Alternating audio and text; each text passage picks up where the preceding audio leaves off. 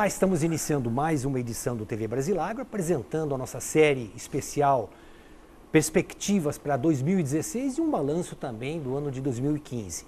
Você pode assistir a íntegra de todos os nossos programas visitando o nosso site brasilagro.com.br.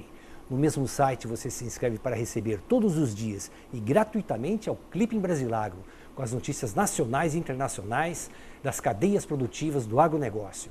Se você tiver alguma sugestão, converse conosco através do e-mail tv@brasilagro.com.br. Nosso segundo entrevistado, nesse segundo programa da nossa série especial, é o engenheiro agrônomo Manuel Hortolã, que preside a Orplana, a organização dos plantadores de cana da região Centro-Sul, e também presidente da Cana Oeste, a Associação dos Fornecedores de Cana da região Oeste do Estado de São Paulo. Doutor Manuel, muito obrigado por atender o nosso convite, é sempre um prazer muito grande tê-lo conosco. Lamentavelmente, já no fim do ano 2015, quer dizer, o ano que passou tão rápido e que a gente talvez, principalmente no setor sucoenergético, não vamos ter muitas saudades. Eu queria começar, depois dessa saudação, e queria que você fizesse um balanço do que foi 2015 para os fornecedores de cana e também para o setor sucoenergético. Eu que agradeço a você por mais essa oportunidade, é sempre um prazer poder falar com você, para os seus telespectadores também, para os nossos amigos. Então aqui vamos ver o que a gente pode falar e vamos conversar um pouquinho sobre o setor, né? Que realmente foi um ano muito difícil e parece, né, que é um ano que traz um novo alento. Acho que nós estamos virando a chave aí no setor. Foram 5, 6 anos aí ruins, né? Esse ano já com uma boa melhora, principalmente agora do meio do ano para cá, e sinalizando aí um 2016 melhor para o setor, é o que a gente espera. Você tem uma experiência de quantas safras já? Eu estou no setor desde 1970, quando eu comecei, mas aí trabalhando em pesquisa, né? E depois eu entrei na Cana Oeste propriamente em 75. E de lá para cá acompanho todas as safras. Posso assegurar para você que não tem uma igual a outra. Essa foi a pior delas? Não, são situações diferentes. Essa safra não foi tão ruim, né? Eu acho que uma das piores que eu passei foi a safra passada, 2014, em função da seca, que eu realmente 900 milímetros em média aqui na região, eu nunca tinha visto isso ao longo dos 45 anos aí que eu estou trabalhando. E muito fogo para a cana, queimada para todo lado, né? Não só nas canas, mas em matas, na cidade, para todo lado pegava fogo aí. Então eu acho que esse foi um ano muito ruim. Esse ano choveu bem, as canas desenvolveram bem, a brotação está assegurada, né? Em função da chuva, o ponto negativo é que a gente teve umas paradas a mais do que a safra passada. Evidentemente você saiu de uma safra muito seca e vem para uma que chove durante a safra, então você tem mais paradas, perde capacidade de moagem e também o teor de açúcar menor esse ano. A gente deve estar perdendo aí uns 5 quilos de ATR por tonelada de cana. Eu propositadamente vou deixar como sendo a última pergunta do programa a sua análise para os cenários de 2016. Até porque a gente tem muitos assuntos que eu gostaria de discutir com você, que com certeza vão atrair... Não vamos adiantar nada. Exatamente, vão atrair a atenção do nosso telespectador. Tá, você tem uma característica, e eu lhe acompanho já há algum bom tempo, você tem uma característica de liderança interessante, pouco comum nas lides empresariais ou nas instituições que representam categorias profissionais, no seu caso específico, a categoria dos plantadores de cana. A característica que eu vejo em você, e eu quero enaltecer ela, e quero que você fale um pouquinho sobre ela também, é que você é daqueles bravos filhos que não fogem à luta. Eu recordo, quando você assumiu a Orplana, no seu primeiro mandato, o setor vinha de uma crise muito grande, muito predatória. Foi exatamente em 99 e 2000, aquela crise que faltava, essa falta de interlocução que a gente ainda sente hoje, do setor para com o governo do PT e os partidos aliados. À época era o presidente Fernando Henrique, que era o PSDB. E você assumiu sem nenhuma perspectiva de interlocução, quer dizer, nem a indústria de base, nem os trabalhadores um pouquinho mais talvez, mas os próprios produtores industriais, os usineiros, ninguém tinha canal de interlocução aberto com o governo à época do Mário Covas, governador do estado, e Fernando Henrique, presidente da República. Mas você conseguiu, com essa sua habilidade, eu diria até com um jeito mais mineiro, talvez pela facilidade de nós estarmos ao lado de Minas aqui, do que de São Paulo, você construiu pontes. E esse foi, na minha modesta opinião de jornalista, talvez o grande legado do seu primeiro mandato, que o credenciou depois a fazer com que a Aeroplana se transformasse até numa organização bem maior do que ela é hoje, bem mais pujante. Mas aquela crise serviu para que você construísse essas pontes, e essas pontes serviram para que o setor como um todo acabasse chegando a um patamar melhor. E aí chegamos no ciclo virtuoso, 2004, 2005, né? Então essa é uma primeira constatação. A segunda constatação, você volta à Aeroplana exatamente no momento em que parece que o mundo desabou novamente, parece que não havia mais perspectiva nenhuma, a interlocução simplesmente acabou. Aquela sinergia que você foi um dos primeiros líderes do setor, eu recordo o quanto você se preocupava, já como presidente de Aeroplana, de Canoeste, de estabelecer uma parceria, uma sinergia com a indústria de base. Na época, o próprio Liboni, Carlos Roberto Liboni, outro dia a gente até entrevistava ele, falávamos disso, na Fiesp, ele se colocando na Fiesp à disposição. Você abriu uma discussão com o SEIS e BR, hoje a interlocução SEIS e BR, Aeroplana, fornecedor de cana, é das melhores possíveis, não é? Eu queria que você comentasse um pouquinho isso que eu estou colocando como constatação minha. Bom, é o que você falou, vai um pouquinho da forma da gente ser, né, da maneira da gente agir. Porque eu, quando assumi o Aeroplana pela primeira vez, se eu tinha alguma coisa assim que chamava atenção, eu acho que era inexperiência, porque eu sempre fui técnico, trabalhei como técnico e assumi a Canoeste pelo falecimento do Sr. Fernandes em 2000.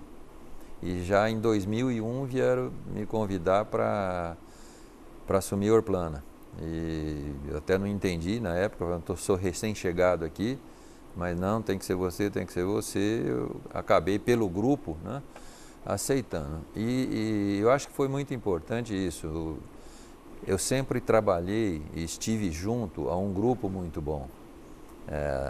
Na Aeroplana principalmente, esse grupo que acabou fazendo esse chamamento para eu assumir, nunca me deixou na mão, sempre me acompanhou.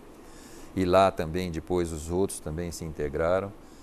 Então, tinha muita gente experiente na Aeroplana. O doutor Hermínio, eu tinha sido dirigente lá, presidente, por 18 anos, né? Tinha passado por lá também a dona Lia, que já foi mais recente, perto da minha entrada na Aeroplana. Então, o José Coral. Então, esse pessoal todo, eu sempre consultava tudo, eu nunca tomava decisão sozinho. Eu acho que esse é outro ponto.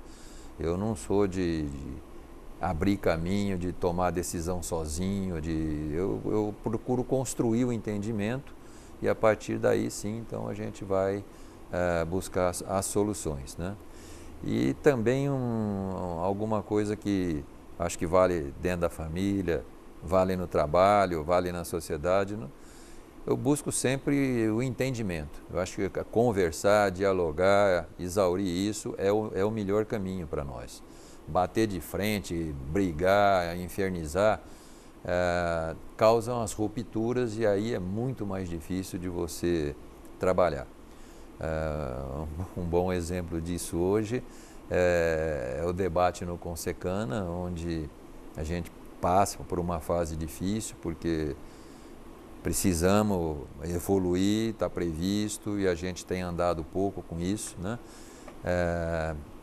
Mas é o que eu falo sempre, gente, nós temos que, se tem uma porta, se tem uma saída, é o entendimento, é por aí que nós temos que trabalhar. E estamos insistindo com isso. Então, as entidades que a gente foi se aproximando também, né? E aí entra a BAG, Instituto Agronômico, a UFSCar, o próprio CTC, que nós tivemos junto muitos anos. Saímos agora quando o CTC virou uma empresa e aí a associação não pode participar de uma empresa com fins lucrativos, né? Então nós tivemos que deixar, mas continuamos no relacionamento da mesma forma. A única, a gente está sempre junto, não só na questão do Consecana, mas participamos do projeto Agora, né, que é uma iniciativa conjunta, mas sempre foi liderada pela única, e nós sempre estivemos perto. Então, quem está no setor não adianta isolar, né? A Orplana devagarinho foi conseguindo seu espaço. Por exemplo, hoje o Ismael preside a Câmara Setorial em Brasília, né? Quer dizer, um fruto de um trabalho que a gente, com eles, nós iniciamos de começar a frequentar. Por que nós não vamos na Câmara Setorial? Vamos buscar a nossa participação. Então, fomos de encontro, começamos a ser convidados e a participar, né? Depois, com a Câmara, a comissão da CNA, a Orplana também tem assento. Hoje, no Instituto, no IPA, Instituto Pensar Agro, participa todo o agronegócio, né, com as lideranças e a frente parlamentar. É uma frente política muito interessante e nós também conseguimos nosso espaço lá, estamos participando.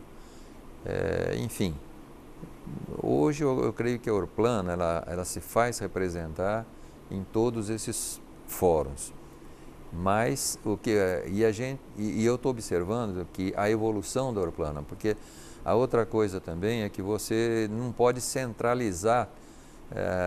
No início parece que tudo vai ao presidente, tudo vai ao presidente. Não, nós temos que abrir, ter uma equipe, né, que anda, que participa, e aí a Orplana tem mais representação.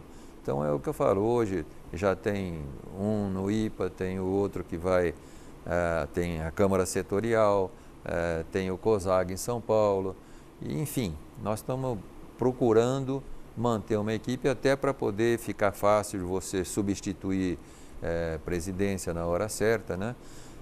Ter mais gente pronta para assumir, entrosada com toda essa estrutura que nós circulamos aí, que a gente tem de compartilhar os interesses. Então, eu procurei sempre, não é que eu procurei, é a minha característica, né? De dialogar, de conversar, de tomar decisões compartilhadas. Não sou nada de autoritarismo, isso aí passa longe de mim. Você, inclusive, ousou muito. Eu lembro que na penúltima entrevista que eu fiz aqui, com você, e foi a última aqui no estúdio, porque a outra a gente depois fez lá na sede da Coplacana, há poucas semanas, por ocasião de uma reunião do Consecana, mas quando você saiu daqui, você comentou da intenção de trazer a sede da Orplana a Ribeirão Preto. E hoje ela está consolidada. Hoje você tem, inclusive, um gestor.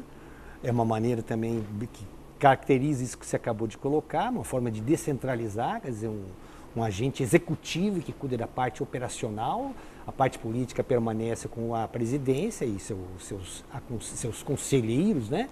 E a parte operacional, a parte do dia a dia, tem aí o Celso Albano, que inclusive nós tivemos o prazer de conhecer, já tivemos uma reunião com ele também, uma pessoa com experiência no setor e uma pessoa já, a gente percebe, comprometida com o fornecedor de cana. O que fez a Orplana mudar essa sede que estava desde a criação da entidade em Piracicaba, fazer essa transferência, essa centralização estratégica em Ribeirão Preto? Olha, o ponto de partida disso tudo foi que havia uma certa insatisfação com a nossa reunião mensal.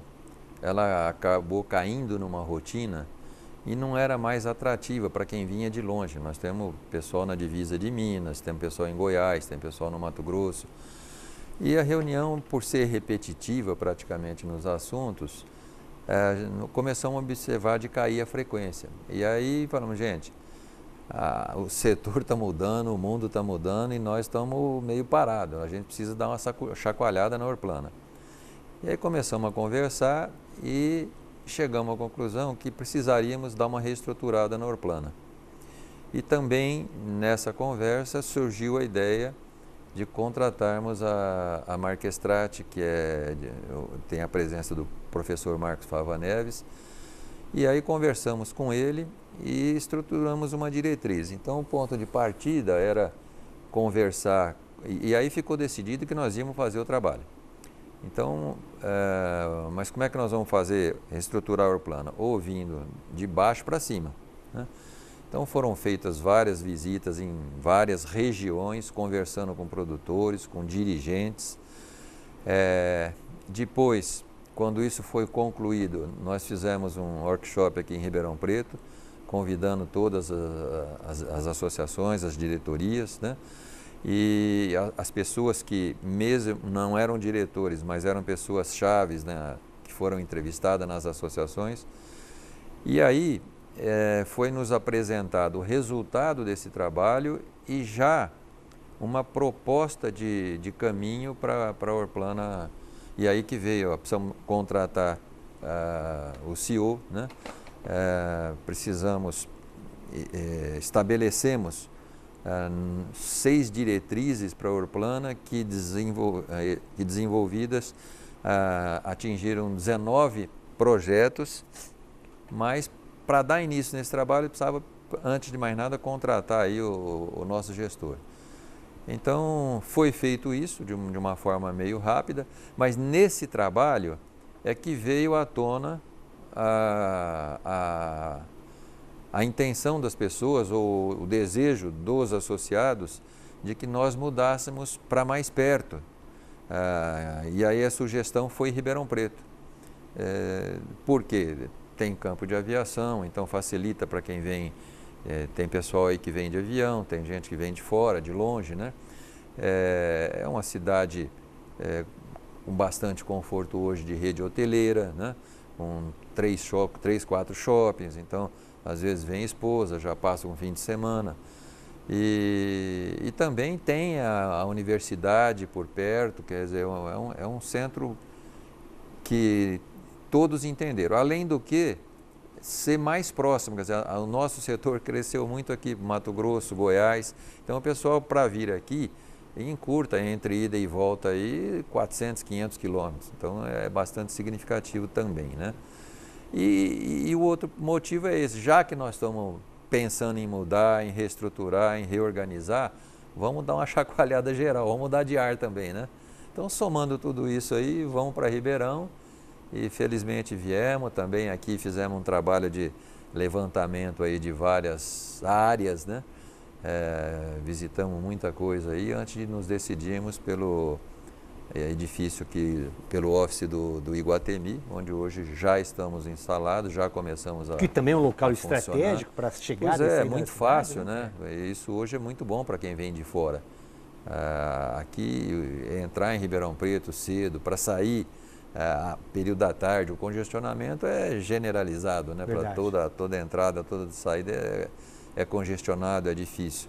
Então, ali é facinho, fácil de estacionar, tem todo o suporte ali no shopping, então ficou muito bom, está todo mundo muito satisfeito. Se é algo que deu certo, também a gente sempre fica receoso pela turma de Piracicaba vai ficar brava, mas não, houve um entendimento perfeitamente tranquilo, o que nos facilitou também o trabalho, né? Então hoje está todo mundo feliz da vida aí em Ribeirão. Hoje as entidades que compõem a Orplana, elas integram o estado de São Paulo, Minas, Goiás, Mato Grosso e Mato Grosso do Sul. Paraná não? Paraná não. Tá. São ao todo quantas entidades? 33. Representando quantos associados? 16 mil. A grosso modo, a preocupação do produtor de cana independente do estado de São Paulo, a agenda dele é muito diferenciada da agenda lá do Mato Grosso ou não? Não é diferenciada não. Para eles, às vezes surgem problemas que aqui já são rotina, tudo, mas para eles aparece como fato novo, né?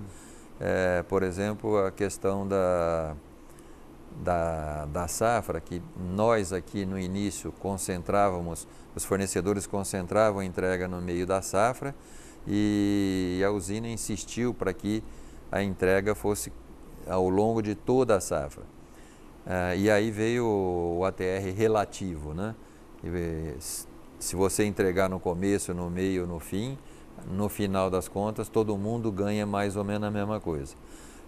O sistema antigo, onde quase todos procuravam o meio da safra, porque a cana está rica em açúcar nesse período, então dava um ATR muito alto e o preço da cana subia muito. Só que a usina tinha que bancar ao começo e o final da safra sozinha, trazendo bastante desequilíbrio para ela. Então isso acabou prevalecendo o ATR relativo, e mesmo que ele não funcione na prática, como todo mundo entregando cana todo dia na usina, mas pelo menos todo mundo recebe mais ou menos próximo. Não há essa questão de um estar sendo privilegiado em detrimento de outro. Lá no Goiás, isso praticamente começou a chegar mais recentemente. Então eles trouxeram o problema para cá porque eles não querem isso lá de jeito nenhum. E aí pediram o apoio da Orplana para que essa situação seja revertida lá no Goiás, né? Então nós estamos conversando, quando há um problema pontual desses, a Orplana procura as usinas para negociar, ou como é que a Orplana apenas orienta a associação? Então, pode acontecer as duas coisas, né? Se houver necessidade da Orplana ir junto, como diretoria, como presidência, a gente vai. E às vezes só o encaminhamento, a discussão dentro de casa é suficiente para que eles conduzam o processo. Mas sempre dentro dessa sua linha, diálogo. Com certeza. Já foi o tempo de quebrar, fazer. Por enquanto não tem mais clima para isso não. Acho que o negócio tem que ser nessa linha. A gente está terminando esse bloco. Até porque hoje você tem alguns mecanismos que você não tinha antes, né? Que é a própria mídia. Então você tem facilidade de fazer movimentos pela própria mídia, né? Então não precisa ter outros caminhos aí não.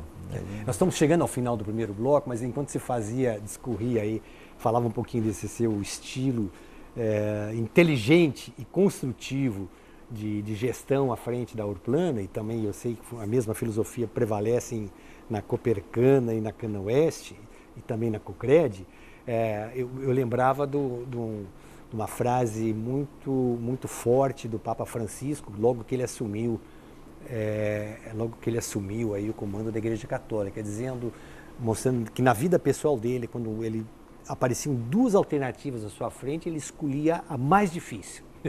Ele deixava a mais fácil pelo lado. E geralmente a mais difícil ele implicava no diálogo, na humildade, ele repete umas 3, 4 vezes isso, né? Então a gente constata isso, exatamente essa sua marca, e é a marca do sucesso, né? Vamos dizer assim, às vezes a situação te leva a um ponto, né? Onde tudo isso não resolve. Verdade. Né? Então você tem que buscar apoio maior, uma força maior para insistir e resolver. Então é assim que a gente tem feito. Sem dúvida. Que de vez em quando a gente tenta e a coisa não vai, né?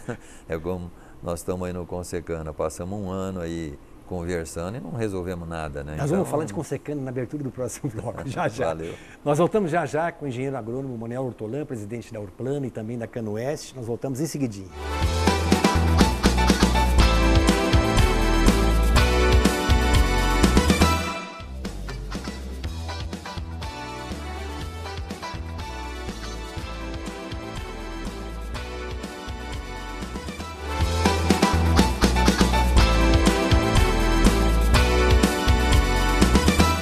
De volta com o TV Brasilagro, esse programa que analisa o ano 2015, ou a safra 2015-2016 do setor canavieiro, e a projeção para 2016-2017. E a gente tem a satisfação, o privilégio e a honra de termos conosco aqui Manuel Ortolan, presidente da Orplana, Organização dos Plantadores de Cana da região Centro-Sul. O grande problema que, pelo menos a indústria de base tem vivido e tem convivido nessa crise, uma crise que começa a desanuviar, né? Há quem já diga 2017, mas os mais pessimistas, não, mas 2018, mas não importa. Até 2014 não se falava em nenhum ano, não tinha perspectiva de nada. É a questão da inadimplência de determinados grupos de usinas. A situação realmente, com pedidos de recuperação judicial, com pedidos de fechamento de usinas, o último grande grupo que tem causado dificuldades aí aos fornecedores de cana, segundo a mídia, tem sido o grupo espanhol Abengoa, que, segundo o jornal Valor Econômico, há 4 meses não paga seus fornecedores de cana. Eu queria que você comentasse um pouquinho o impacto que traz ao fornecedor de cana. E aí você citou o Ismael Perina Júnior, que hoje preside a Câmara Setorial do Açúcar e do Álcool do Ministério da Agricultura. E o Ismael nos ensinou aqui em outros programas, do que a gente também teve o privilégio de ter ele aqui conosco, dizendo o seguinte: olha, o fornecedor de cana, ele é um produtor rural, agrícola diferenciado. Ele, para honrar os seus compromissos, ele é capaz, ele é muito capaz de se desfazer de uma propriedade dele para honrar o seu compromisso. Ele prefere se ver livre de um bem dele, mas não ter o ônus, o espectro da dívida, da cobrança da dívida atrás dele. Eu queria que você comentasse um pouquinho essa questão da inadimplência. Como a gente vem numa sequência de 5 safras aí muito ruins, com endividamento crescente, fechamento de várias usinas, usinas que entraram com processo de recuperação judicial, muitas vieram se aguentando e a coisa, o ano que vem melhora e não melhora, ano que vem melhora e não melhora, né? Então foram piorando também sua situação, esgotando, digamos assim, a capacidade de investimento. E a gente sabe, sempre acontece assim, quando a usina está no apagar das luzes aí, ela faz um certo floreio para a turma continuar entregando cana, etc. Tal, mas aí vem a puxada de tapete e a falta do pagamento. Eu acho até que esse ano, ainda, para surpresa da gente, aí o pessoal andou, de certa forma, foram poucas as unidades. Nós estamos até fazendo esse levantamento, viu, Ronaldo? A Orplana pediu para as associações aí para que a gente levantasse em toda a região nossa, onde é que está faltando o pagamento, como é que anda essa situação. Mas que a gente tem notícia por aqui, foram poucas as unidades que deixaram de honrar com os seus compromissos. Evidentemente que essas que entram em recuperação judicial suspende até que seja feito o acordo, e depois elas têm um prazo aí para saldar seus compromissos e, via de regra, enquadram. Por exemplo, a usina Albertina, pelo que eu sei, o que era produtor dela lá, que entrou no processo, tinha 2 anos para pagar todo mundo, até onde eu sei, pagou, né? Agora, tem usinas aí que entraram em recuperação e os fornecedores ainda não começaram a receber. Então ficou o dinheiro retido lá. Desculpa, como é que faz um chefe de família, eu estou falando de agricultura familiar, porque pelo que eu conheço, A região nossa é muito de pequenos produtores. De pequenos produtores. Como é que As faz? regiões tradicionais. Como é que faz o produtor que não recebe e fica aí 1 ano, 2 anos sem receber da sua usina? Olha, eu acho que um forte apoio porque esse fornecedor, via de regra, ele tem todo o seu negócio atrelado também à cooperativa de produção da região, à cooperativa de crédito da região, é onde ele normalmente toma o seu crédito, né? E são empresas que conhecem os produtores, que sabem do comprometimento que eles têm, estão sempre honrando seus compromissos. E quando vem uma dificuldade para eles, existe, pelo menos por um tempo aí, o apoio das entidades, não é só uma ou outra, não, são todas, no sentido de que dá um tempo para se recuperar, para retomar a atividade, para ver se a usina paga, né? Porque é aquilo que você falou, realmente se ele tiver R$10 para pagar a conta, ele paga, né? Diferentemente dos outros, né? Então, e a cana também, ela tem pagamento ao longo do ano todo, tem reajustes no final do ano. Então, às vezes a usina deixa de fazer o reajuste. Agora, tem esses casos que a gente acabou vendo na mídia, aí, o caso da Abengoa, que não é um caso aqui do Brasil, ele é muito maior espanhol, lá, mas contaminou. É muito maior lá, né? Mas acabou contaminando. E a turma vai rodando porque os financiamentos têm prazo de ano para vencer, então você consegue dando uma tocadinha, mas vai reduzindo o principal, que é os cuidados. Se eu tenho que comprar herbicida, já não estou recebendo, estou devendo, vou comprar mais, não, deixa quieto. E essa situação, às vezes, com um ano, dois, uma resolve, outra não resolve, e a gente vai levando. Mas o que a gente vê, no geral, né, é a perda de poder aquisitivo do produtor, né? Ele tá encolhendo, digamos assim. O setor não tem muito aquela visão do produtor parceiro, né? Quer dizer, eu preciso do produtor para ter uma cana aqui na minha balança, que é a cana mais barata, não tenha dúvida nenhuma. Se ele for produzir, acaba produzindo mais caro, mas ele tem que ter porque os produtores também não conseguem pôr toda a cana lá. Mas é assim, esse ano nós tivemos alguns casos na região, uma unidade que em vez de antecipar os 80, antecipou 60, mas está rodando, está tentando cumprir com seus compromissos aí. Na nossa região aqui agora apareceu a Bengoa, né, que a associação tem uma atuação mais pequena naquela região lá, como o forte lá é Piracicaba, a Associação de Piracicaba. Parece que tem um caso também de Jaú, na região de Jaú, que está com uma unidade lá também que está deixando de pagar.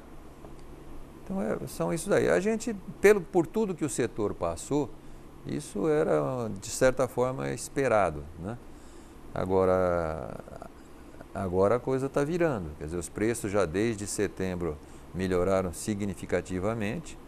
E vamos ver se o vento muda e o dinheiro começa a voltar. Ainda segurando a pergunta do 2016, essa crise ética, essa crise política, que enoja, não é? Nos envergonha. Nossa, nos envergonha. Ela chega a contaminar o ânimo do produtor, Manuel Toler? Ela traz uma expectativa, né? Você fica meio que com o freio de mão puxado, né? O que será que vai acontecer? Porque realmente está muito grave o negócio, né?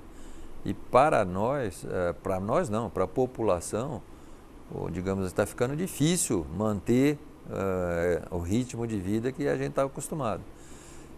Cada dia que você vai em supermercado é um preço, você vai no posto de gasolina é um preço, né? Aqui você acha álcool a 2,45, você chega a Ribeirão, está praticamente 2,80, 2,79, 9,9, né? E outras cidades também, né? E nós tivemos, em função do dólar, que impacta para o produtor, né?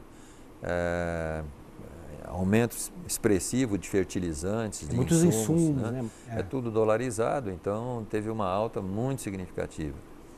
É bom que o preço vai melhorar também, né? Tem vários componentes aí que puxaram o preço, mas vamos deixar isso para o outro lado, que aí é para o ano que vem, para a próxima safra aí. Então vamos uma pergunta agora. O que você enxerga para 2016? Bom, um ano melhor do que esse que nós atravessamos, que já foi melhor do que os anos anteriores, né? Tivemos alguns componentes aí que sinalizam ou que embasam isso. Primeiro, as chuvas ao longo, desde o começo da safra, no meio da safra, agora no final da safra, que garantiu a brotação dos canaviais. Então, com certeza, a produtividade, que já é melhor esse ano, tem tudo para ser melhor ainda no ano que vem. Então, ganho de produtividade é uma coisa importante para a gente.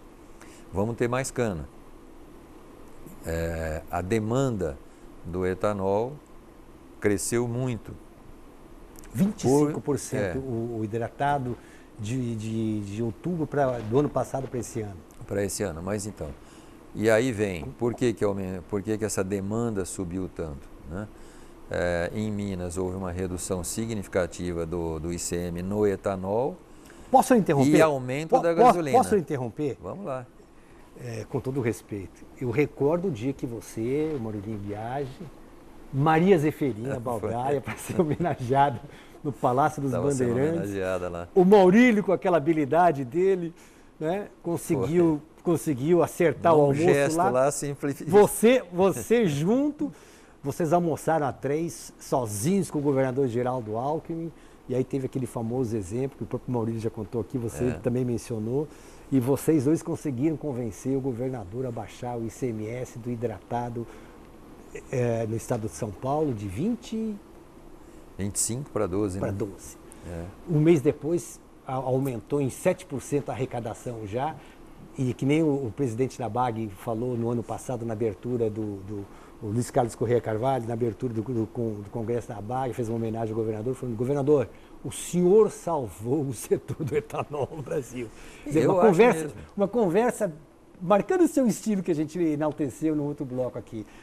É construir uma ponte com jeitinho, não precisa bater, não precisa parar a estrada, não precisa gritar, não precisa ir para a mídia. Foi no pé do ouvido, né? Convencimento no pé do ouvido. Foi no pé do ouvido. E agora, 11 anos depois, Minas Gerais faz exatamente a mesma coisa. Pode não ter sido isso que tenha dado o estalo lá, mas que mas realmente foi um forte componente para que ele tomasse uma decisão, porque o exemplo foi muito interessante, né? E eu acho mesmo que São Paulo, ao longo desse tempo todo, com ICM de 12%, basta ver que a demanda de etanol praticamente é 60%, 70% é São Paulo, né? Se não fosse isso, o programa não teria ido para frente de jeito nenhum, né? E agora, quando Minas também tomou essa atitude corajosa, reduzindo aí acho que para 13, 14, mas aumentou o da gasolina, é o maior diferencial hoje entre os estados é Minas Gerais. Também deu um salto espetacular na demanda. Verdade. Né? E aí tivemos outros estados, parece que Bahia aumentou da gasolina. Ela não reduziu, mas aumentou da gasolina. E com isso houve um forte aumento da demanda. Né? A exportação também surpreendeu, porque no início da safra falava-se aí de 850 a 1 bilhão de litros e deve fechar o ano com 2 bilhões. E tem um belíssimo mercado lá fora, nos esperando, não é? Tem mais mercado nos esperando o ano que vem. Ao que tudo indica, a China, que importou esse ano em torno de 350 milhões, deve ir para 700. E teve agora também a decisão da EPA nos Estados Unidos, né? Que é a empresa a entidade que representa do meio os combustíveis americanos. Que privilegiou com um mercado maior o combustível avançado, no caso o etanol. E quando você fala em etanol, tem alguns países que estão produzindo também, mas de cana o principal é a perspectiva para o Brasil. Né?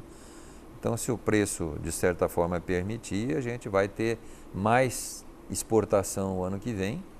Mercado interno deve ser maior, porque nós disparamos a demanda de uma certa hora para cá. E o ano que vem vamos ter o ano inteiro para estar demandando. Eu acho que o produtor hoje, ele pode estar estranhando o preço, mas nós devemos ter um preço alto no etanol, talvez por um tempo relativamente curto, porque com essa chuvarada, nós deixamos a cana de final de safra, praticamente vai virar cana de início de safra. Então nós devemos começar a safra mais cedo, acho que no mês de março muitas usinas vão começar. Isso é bom. A gente esperava de 15 a 20 milhões de toneladas de cana para começar a safra, com algumas usinas. Esse número hoje, sem dúvida nenhuma, é maior e mais usinas deverão começar a safra no início. Começou a safra, a gente sabe, não é que vai, nem nós queremos, que despenque de forma acentuada, mas que com certeza vai ficar mais confortável no início da safra para os consumidores, para quem vai no posto, né? Mas o setor precisa também manter um preço para que o negócio possa evoluir. Né? Maneco, a COP21, um dos pontos altos da COP21 foi a participação do Brasil. Inesperado, mas a ministra Isabela Teixeira fez um belíssimo trabalho. As entidades, a Única, a própria BAG, a Sociedade Rural Brasileira, essas entidades todas preocupadas e comprometidas com o agronegócio tiveram uma participação decisiva.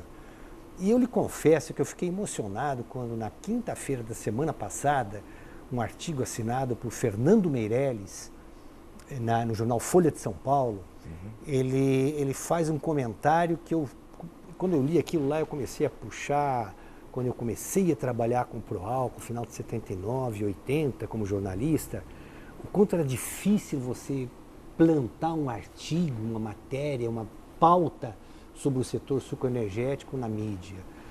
Logo em seguidinha facilitou um pouco, mas depois vieram aqueles embates, né, de grupos organizados, Petrobras inicialmente, que queriam depreciar de qualquer maneira, que não queriam viabilizar esse setor. Depois as ONGs patrocinadas por capitais estrangeiros que vieram denegrir, defenestrar a imagem do setor. E esse artigo do Fernando Meirelles, ele fala o seguinte, que o grande ensinamento que o Brasil deu na COP21, que já foi encerrada em Paris, mostra a importância dos biocombustíveis e mostra também o fim do pré-sal. Eu confesso, fiquei emocionado de ler aquilo, porque é verdade, a gente sabe que é verdade. Né? Petróleo a $30 o barril hoje, vai baixar mais ainda, fala assim, 25, né? E aí o Fernando Meirelles encerra esse artigo dele, ele fala assim, está na hora novamente, já que a Dilma quebrou o setor do petróleo, quebrou o setor do etanol e quebrou a Petrobras junta, está na hora dela ser minimamente inteligente e começar, se ela não sair, esse impeachment não vingar, mas que ela comece a ressurreição dela, né, a partir de valorizar novamente os biocombustíveis. Então eu queria que você comentasse isso um pouco também, que você que foi sempre um defensor dos pontos, dos pontos positivos do setor, que são todos eles conhecidos, né? Mas pouco respeitados. Na verdade eu acho que toda mudança, todo fato novo, ele tem dois componentes, né? Um lado tem que assimilar e o outro tem que impor, né? Nada vem de graça. Então, quando essas questões ambientais começaram a ganhar relevância aí, você lembra bem disso, a forma como isso vinha sendo imposto ao setor. Vamos acabar com a queima para o ano que vem. Gente, como é que você vai fazer isso? Não existe mão de obra, não existe nada. Vai parar o setor? Não, tem que parar o setor. Então, e assim foi todo o processo, foi muito traumático ao longo de muitos anos, acho que uns 15 anos, uma luta ferrenha, porque um não tinha como mudar de uma vez, o outro queria mudar de uma vez, né? Depois a questão do etanol também, ela era, digamos que, focada junto com a questão da queimada, né? Então você procurava denegrir o etanol no processo de queima de cana, que não tinha nada a ver uma coisa com a outra.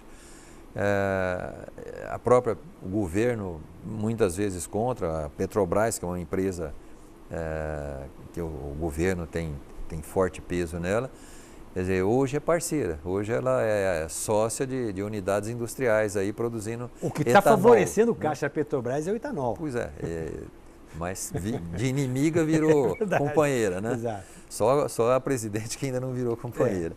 Mas mesmo o governo fez algumas ações agora no final, aí, como a volta da própria CID, mesmo que não veio cheia, mas ajudou, né? Foi o primeiro empurrãozinho que nós tivemos aí.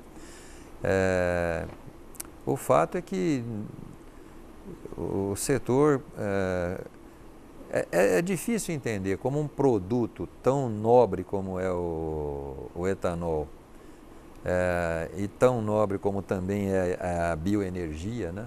Como é que o governo abre mão de um negócio desse, né? Quando o mundo inteiro clamava por uma melhoria ambiental.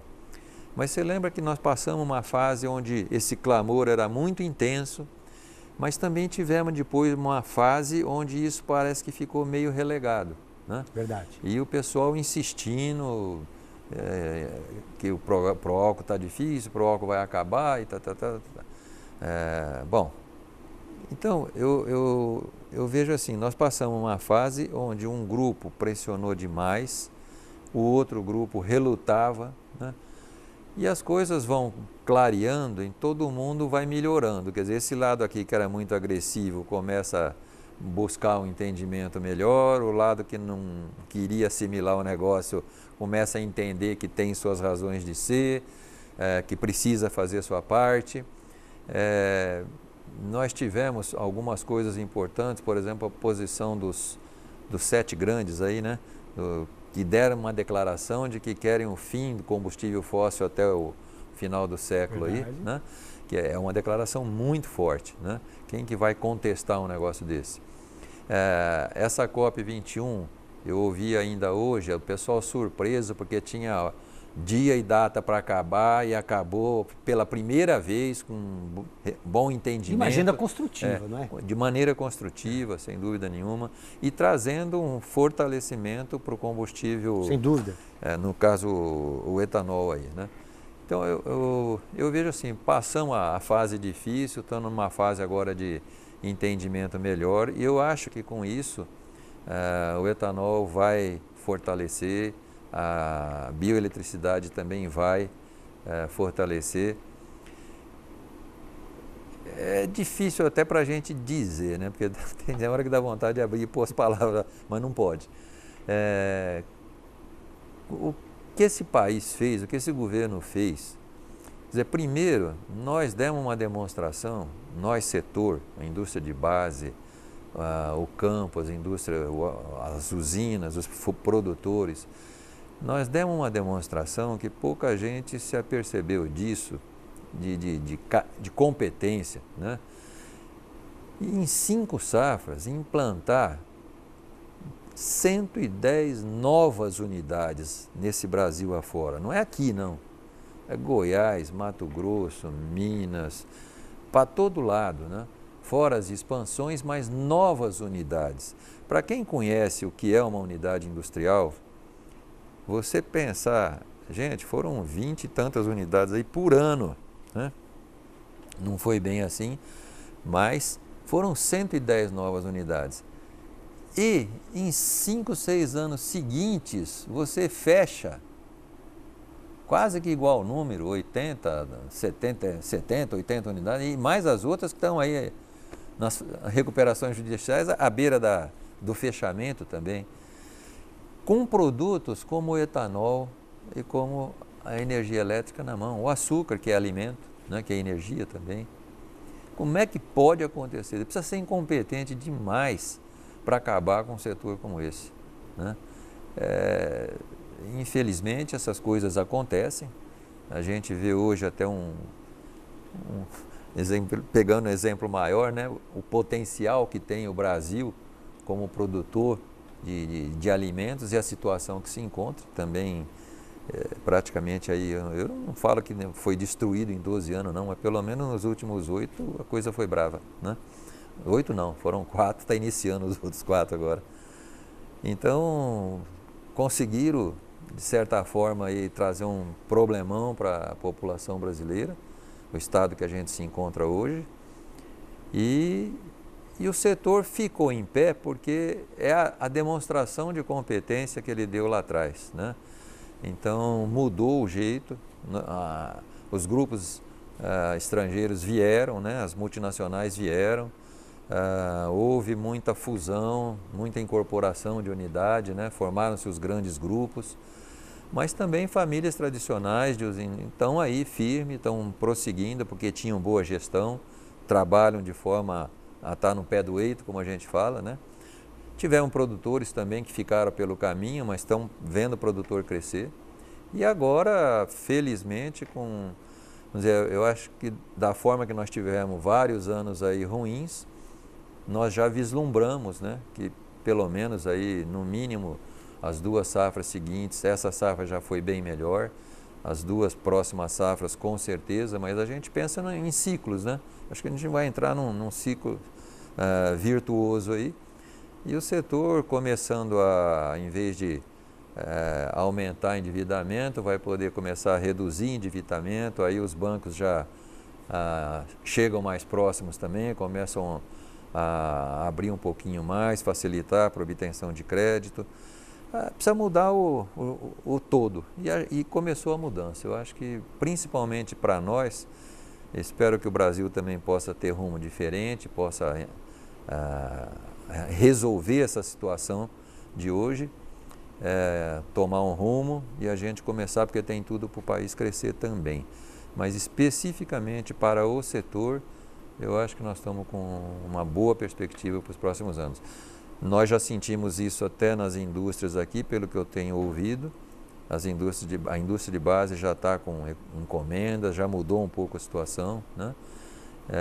E é o que se espera mesmo, porque com essa sinalização de mercado, com essa sinalização de preço, tudo isso ficou represado em termos de reforma nesses anos, o pessoal vai começar a fazer, né? Vai começar a correr para fazer, o que vai movimentar a economia e principalmente na nossa região. Manuel Hortolã, para nós encerrarmos, a sua mensagem de boas festas para os associados da Cana Oeste, para os funcionários e cooperados da Copercana e para as entidades aí filiadas aí ao Plana e para todos os nossos telespectadores. Olha, a gente não pode fugir do chavão aí de desejar a todos aí um bom Natal, um bom Ano Novo, né?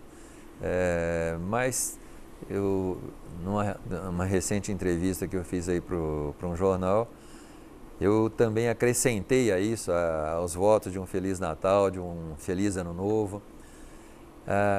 Dizer para o pessoal também que é um tempinho para a gente refletir, né? Essa época do Natal, uma época mais de paz, de estar mais com a família. E a gente refletir em tudo isso que o país está passando, né? A situação que o povo brasileiro está enfrentando hoje. E vamos buscar pensar como é que estão os filhos na educação, como é que está o atendimento nosso na área da saúde, como é que estamos nos colocando em relação à segurança, né? E nos prepararmos melhor. Se vier uma oportunidade aí de eleição, seja mais recente ou seja em 2018, que a gente possa ter a cabeça mais no lugar, não votar pelo emocional, mas sim votar por uma reflexão, por aquilo que nós entendemos que é o melhor para o país poder prosperar. Então, é tempo de Natal, é tempo de paz, é tempo de harmonia. Vamos pensar um pouquinho na nossa vida, na vida dos familiares e na vida dos cidadãos brasileiros.